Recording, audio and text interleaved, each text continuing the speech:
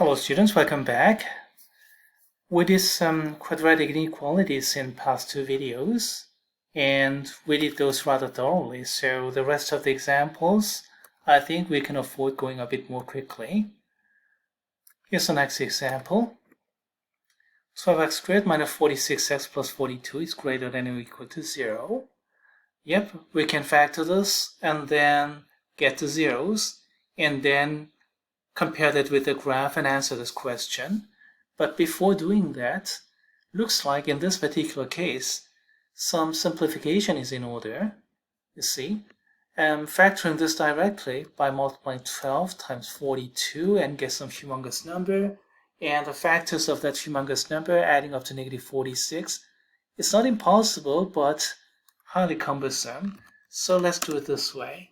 Looks like everything is divisible by divisible by 2 because they're all even numbers. So 6x squared minus divide by 2. What do I get? I get 23. Nope. 23 is right. Plus, and then this one is 21.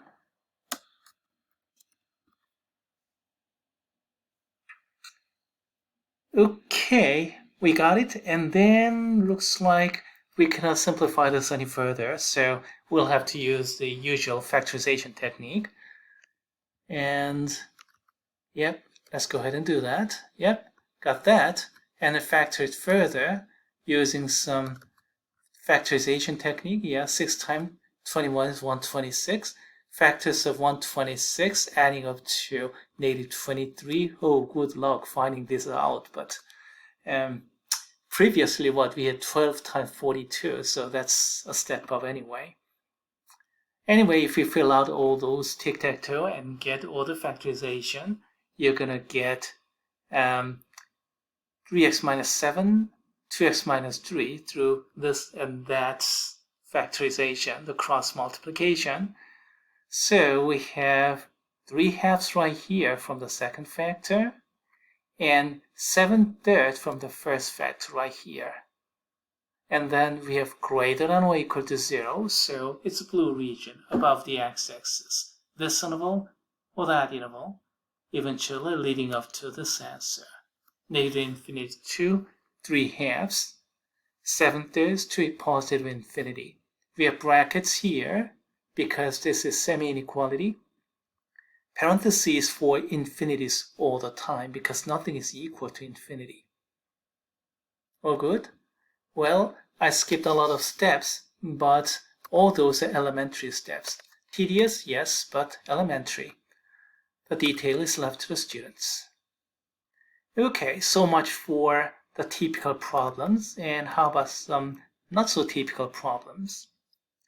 2x squared minus 9 is less than 0. Oh, I take it back. This 2 is quite typical. I mean, if you set it equal to 0 and solve it, you can get this through square root method. See? Set it equal to 0, we get 2x squared is equal to 9. X squared is 9 halves, so you can take square root. Yeah, plus or minus 3 over square root of 2. And if you rationalize the denominator, you're going to get plus or minus 3 square root of 2 over 6. No, 2 over 2 like this. This may be a preferred form for many people, including Weber's sign, I think, because denominator is rationalized. But me personally, I think this one is simpler. What do you think? Anyway, either way, it's correct. And then draw the graph. We want the y-coordinate to be less than 0, so it's a red region down here. And then we know what this point and that point are by solving this equation. So we have the interval expression. Negative 3 square root of 2 to positive 3 square root of 2. Because we want this region down below. One curve segment, therefore we have only one interval. Make sense? Okay, all right. Here's another equation. Okay, this one, yeah, this one indeed is highly unusual. Maybe I should have created an example that is even more unusual by putting some decimals here. Yeah, that would have been a bit more empirical. Anyway, solving the equation through quadratic formula, excuse me, we get this. And obviously, factorization will not work. And then if you compare that with your grapher, then that's what we get. We want greater than or equal to 0. So either this part or that part. Two curved pieces, we need two intervals. We get negative infinity to this first x-intercept, and the second x-intercept to infinity. So this x value and that x value, how do we find those? We found those by quadratic formula like this. If you factor, great, but if it just doesn't work out, in that case you have to use a quadratic formula. And quadratic formula method, as a matter of fact, is very powerful when these numbers are not integers.